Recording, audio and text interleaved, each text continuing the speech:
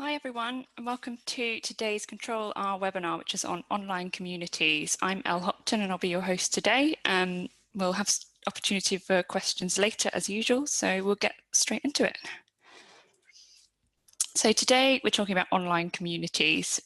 So what we're going to cover is what is an online community, why should you build one, when might your charity need one, and how can they benefit your work. The different types of community with examples from charities and the real world, not just charities. We've got some commercial examples in here too. The tools and platforms you can use to set up an online community, and the life cycle of an online community and how to start and maintain one and keep it going, making sure it doesn't become a ghost town. So firstly, what is an online community? Well, if you're a member of a WhatsApp group or a Facebook group, then you're part of an online community. I'm in a WhatsApp group with some of my friends from my hometown. We all live in different places now, but we can easily keep in touch via a WhatsApp group. We use it to make plans, talk about things we have in common. And an online community is just like my WhatsApp group. It's basically a group of people coming together around a common interest from geographically disparate areas. There are immediately some obvious benefits to that for a charity, which we'll talk about later. But just to say, when we're talking about online communities in this webinar, we're talking about ones that have a specific purpose. So perhaps a Facebook group for volunteers, as opposed to just your charity's normal Facebook page, which would be your outward facing brand. So why are people in online communities? Well, firstly, humans naturally want to socialize. That's part of how we're made up. So we naturally head for communities and groups. Like normal communities, the offline type, online communities are a safe place to come together around a topic, a hobby, or a passion, anything that people have in common they can talk about. It's a great place for people to share knowledge, offer peer-to-peer support, and if it's maybe a professional group, then sharing best practice and tips and tricks for different things. So there's lots of different reasons you might be in an online community. And I guess a classic charity example is the marathon runners group, where charity will set up a group for their people who've signed up for a marathon or a challenge event, and they'll share tips and tricks with each other within the community, as well as the charity brand actually sharing support and links and things like that for people to do their training. It can be a really good way to boost morale and increase your fundraising as well.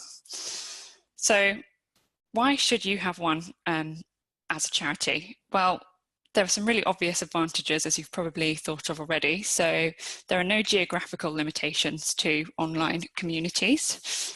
People can be all over the world, all over the country, or you can even have them in your local area. But the beauty of them is that people can come from all distances together in one place. Kind of linked to that, there's no real size limit with online communities. They can be as big or as small as you like, and it just means that you don't have to find and pay for a physical venue for people to go to and meet up. So it's a really easy and quick and cheap way as well for people to come together and chat. Online communities can really help you reduce dropout rates for fundraising or challenge events as well. Because people are supporting each other and feeling part of a group, they're going to be much more likely to stay on board and complete whatever it is they're doing for you, whether that's fundraising, volunteering, holding an event, anything like that. A community is going to help them to feel part of that group and really want to continue with what they're doing. Online communities are also a great way to get to know your supporters. You can learn a lot about them through an online community. You can get instant feedback. You can ask questions, run polls, anything, and you can pretty much get feedback as soon as you can with that, because it's all online and all happening in real time. For some charities and many commercial companies as well, online communities can be a really great place to offer additional customer care and making your customers or supporters feel much more part of your brand and much more supported in what they're doing. And one final point, communities can offer social proof. So a little bit like reviews on shopping sites like Amazon. Social proof basically just shows that other people are part of something, and it kind of proves to people and helps them want to become part of it as well. So that means your community members can really become your advocates. People can look to communities for advice and help on what they're doing. If they're new to your charity, then they can ask people who are already involved for their real social proof. And importantly, if a supporter joins your online community, then they're going to be showing much greater engagement with your cause than just signing up to your email or just liking your Facebook page. So having a group or an online community can really show a little bit more engagement and that people want to really be part of what you're doing. So it's really good from that point of view for you. So in summary, just to put that into more of a sort of cost context, online communities can really help you to reduce costs, increase engagement with your supporters or beneficiaries. It can help you really increase donations and lifetime value of your supporters if it's a fundraising focused community. It can help with retention to really keep people, like maybe volunteers, on board. And it can help you with market research, learning about your supporters and what they want, and then improving other aspects of your digital offering. So the most common types of communities for charities, I would say the most that I've seen online are challenge events, participant, mainly Facebook groups. I see for those. I think that's probably the most common one. But anything from marathons, cycle rides, virtual events, there's a lot of them out there. Volunteers is another one. So I've seen a few actual public groups on Facebook. You can just search for them of some charity volunteers. For example, National Trust volunteers have a few Facebook groups as well. And also, probably the most obvious one, service users and beneficiaries. So health charities in particular are good at these. And they're often kind of a separate website, which is on its own platform, branded with that charity's branding. A bit like Minds Elephants, which you can see here on the screen now. But there are also other things you could use them for, which people might already be using these, but they're less external facing, so they're harder to find. So focus groups, perhaps you're trying to launch a new service or something like that, you could really get some of your most engaged people, get them into a community and ask them questions, find out what they want and things like that. But you can also use online communities for internal facing things.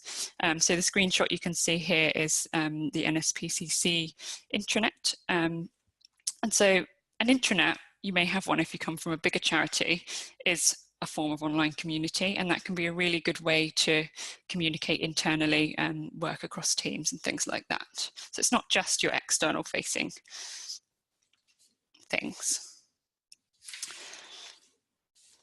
So now a little bit about the platforms that are available to use for online communities. The most obvious one perhaps is Facebook groups. They're free, they're easy to use, so they're a really obvious choice for charities. So groups on Facebook are usually closed, but they have different levels of privacy, so they can be secret, closed, or public as well. So this one you see on the screen is a public group. Anyone can find that on Facebook and have a look at what's going on in it. If you're in a group, one of the advantages, as opposed to a page, is that you get notifications from that group when people are posting in it, whereas you don't really do that when you're following just a Facebook page. So there's more chance with a group of actually seeing the content and engaging with it, and actually being reminded by Facebook that it's there and the group is still running. A couple of things to note: you're working within Facebook's templates, so there are limitations. Every group looks like the one you see on the screen now. So there are limitations there. And another thing to note is that you can now have groups that sit beneath a page, so they're owned by a page, meaning you don't have to be an admin as yourself in the group, which is quite handy for some charities. So you might be a member of a Facebook group. I know I'm a member of a few, so you can have a look at those more closely and just have a look at how they work. One of the really good things about Facebook groups is that they have analytics. There's a couple of screenshots here from Facebook group insights. So you can see basic info, so growth over time, how many comments, posts, reactions, things like that. But you can also look, so this is total members, and it's showing the growth on that graph there. And you can also see deeper insights like active members, popular days, and you can look for your top group contributors, which can be really handy if you're looking for a really engaged group of people to do a special communication with. So another platform, which I mentioned earlier, is probably more of a personal one, but WhatsApp is technically classed as an online community. It's a little bit more difficult to manage than a Facebook group, just because it's a closed platform, so it's much better for more close personal communications. I personally haven't seen many charities using it, but that again, maybe because it's just a more of a closed platform. Some big brands have used it successfully though. So a good example is on the screen here from the BBC during the Ebola crisis a couple of years ago. So people could actually sign up to this WhatsApp group to receive up to 3 updates in 3 different languages each day. And they could also ask questions and would get a response within the group. So that's a really good example of WhatsApp in action. But as I said, not as common for charities. I know that Just Giving have used WhatsApp to make donations to friends and family a lot easier, and they saw some really good results with this. And while that's not really an online community, it does show us the power of this type of platform and this type of close community group sharing with friends and things like that. So definitely one to consider. Some of you may have heard of Slack. So this is another platform that's really easy and free to use as well. You might already be using this in your team at work. It's a great one for internal communications, so you can talk to all your work colleagues without clogging up inboxes, as is a really common problem. You can split Slack into channels, so you can only see the things that you want to see. So you can see here, this is a digital charities group. It's split into events, fundraising, general chat, inspiration, jobs, etc. And so this is a really good example of this working as an online community for professional groups. It's probably less good for external facing charity communities, but it can definitely help you to create a space online to work efficiently with your colleagues, especially small teams and small charities. It's a really powerful tool for that. Twitter chats, these were really big a few years ago. I don't think they're so much of a thing anymore, but they do still exist. Volunteer hour, as you can see here, is an example. This is basically people coming together at a specific time regularly to chat about a specific topic. I've also seen local community versions of these as well. Can be quite good for local businesses and things like that to connect with people. So the thing about Twitter chats, I'd say they're really good for niche audiences. They're good for campaign topics and things people are really passionate about. They're a lot more popular in the past, and there's kind of reports generally about engagement in these types of things decreasing. And there is a danger of them becoming an echo chamber, so they do need to be done properly.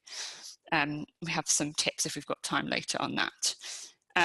One advantage of them is that you can curate content afterwards in Twitter Moments or using Storify, so it can be a really good way to just keep a record of an event or online chat that you've had.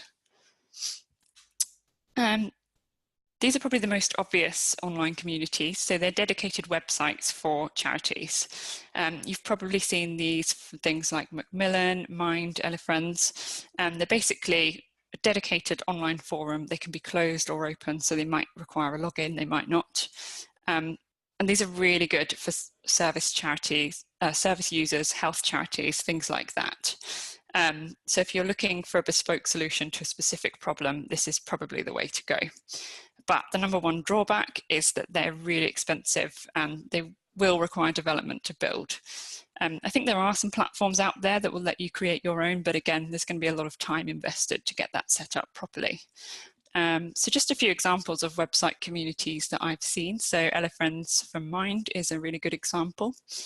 Then we've got Macmillan's online community. You can see here that a lot of the comments are public, so this is just a screenshot from their homepage. And then another one from Beating Bowel Cancer here. They have a community, lots of support for people affected by this disease. There are loads of others as well. Another example here from the commercial sector is giffgaff. So giffgaff is kind of famous for its unique approach to business and using this online community to, in effect, run the giffgaff network. So the community provides support for issues, and those in the community are actually rewarded for contributing to the community and helping other customers. So it's a really interesting business model.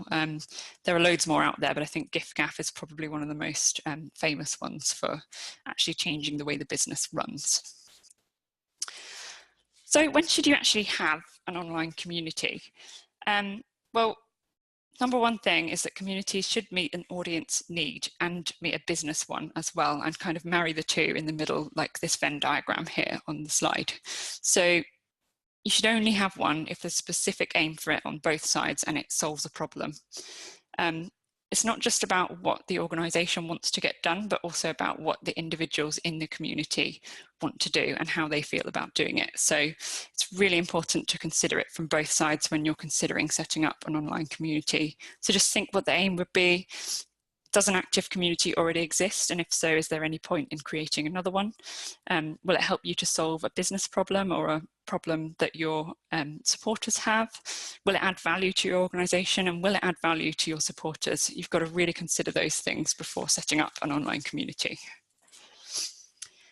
So now just a little bit about setting up an online community. So these are the stages that you would probably go through if you're thinking of setting up an online community. So planning, I think most important, really important, spend a lot of time on that.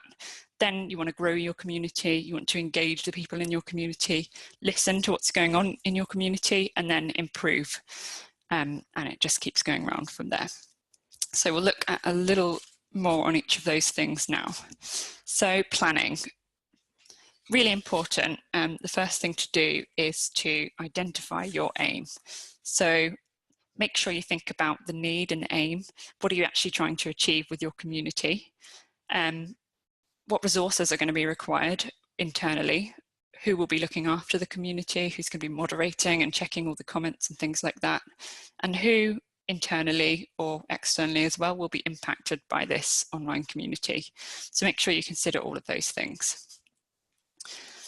The next thing is choosing the right platform. This is really important because it's got to be working for you and for your supporters as well. So consider things like access or ease of use of the platform, resources required. Do you have budget, and could you create a bespoke community, or do you need to use something like Facebook? Where online are your supporters already spending time? If they're already all on Facebook, then that's a really natural place for them to have an online community. And that kind of leads into which platform will best meet the needs of your community as well. Do you need any special features? So if you want analytics, then you want to consider that and which platforms can offer you that. And how will members actually gain access to the community? Is it open or is it closed?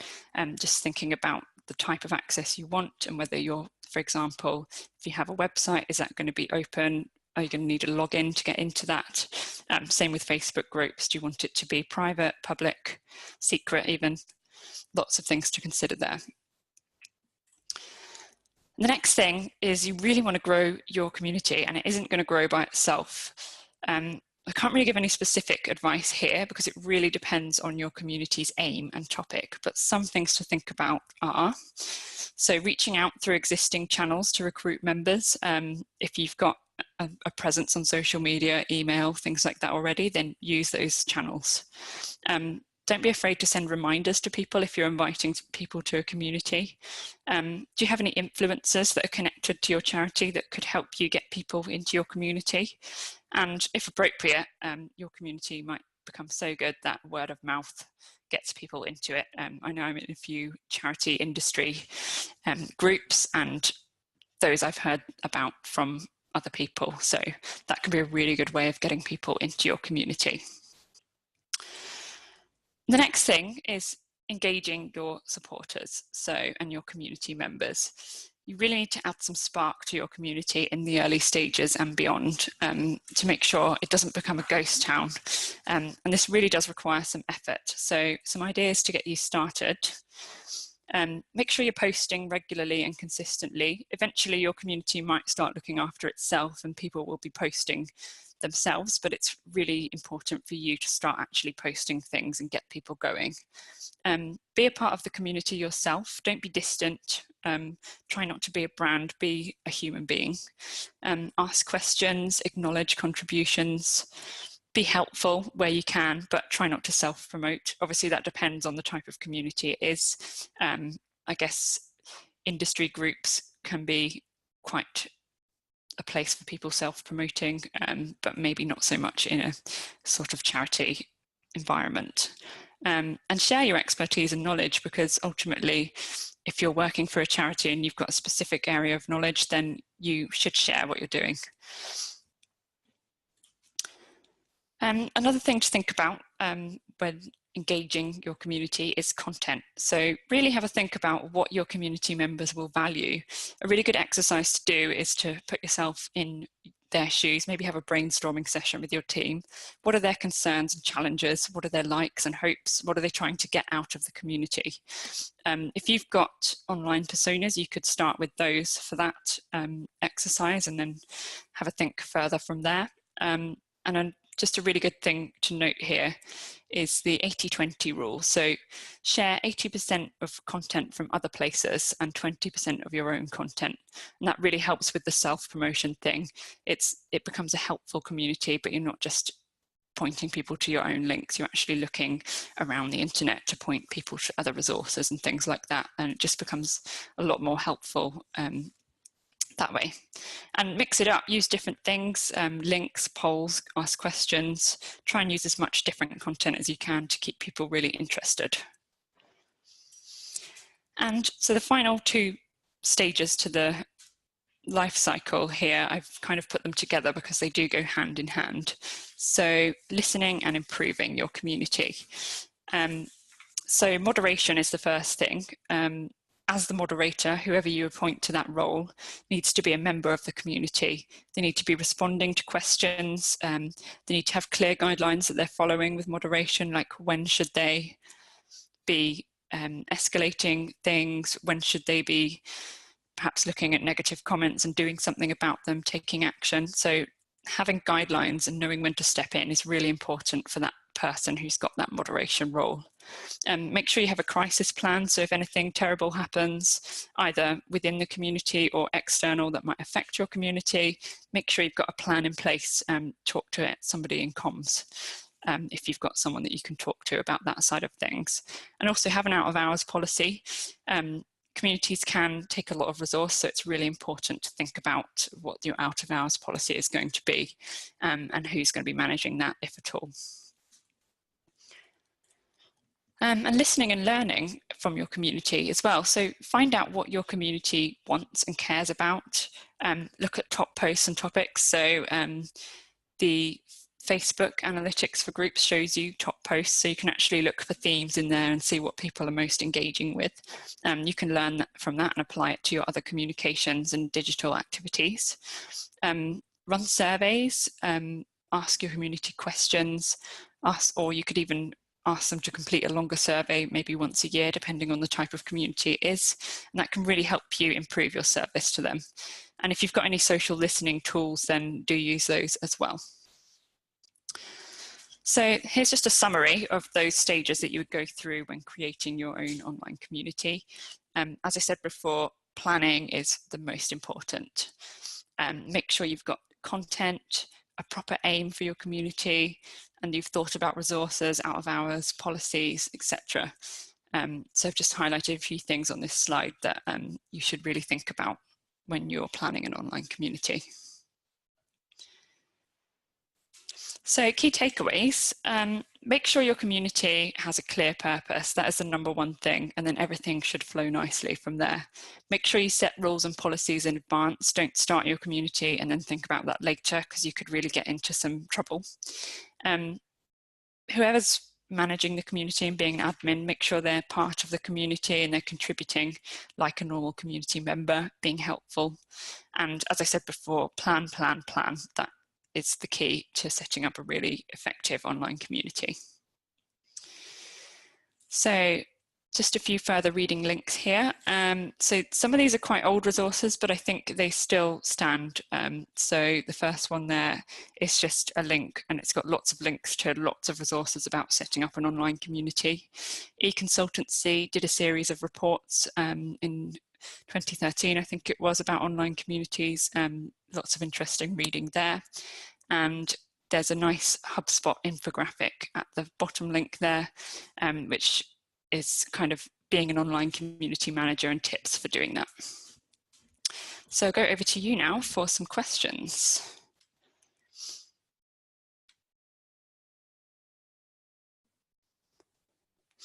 So somebody's asked about specific things to keep in mind for LinkedIn groups. I think it just depends on what your group's about. So yeah, you just need to keep in mind what you're planning, what you're trying to do with your community. It's going to be difficult to reach people within LinkedIn, I think, to join your community. You probably want to be inviting people to your community that you're already connected with. So it's not really about getting cold people to join your community. A community should be more about a warm group of people who want to come together already and will. So yeah, you just need to maybe contact your people, find out what the best platform for them is, and then do it that way. So one question I've got about out of hours. So I actually got a slide on out of hours, so I'll just share that with you. So the question is, any advice for an out of hours policy? So it really depends on your organization's social media policy. Do you have one already? Could you apply this to your out of hours?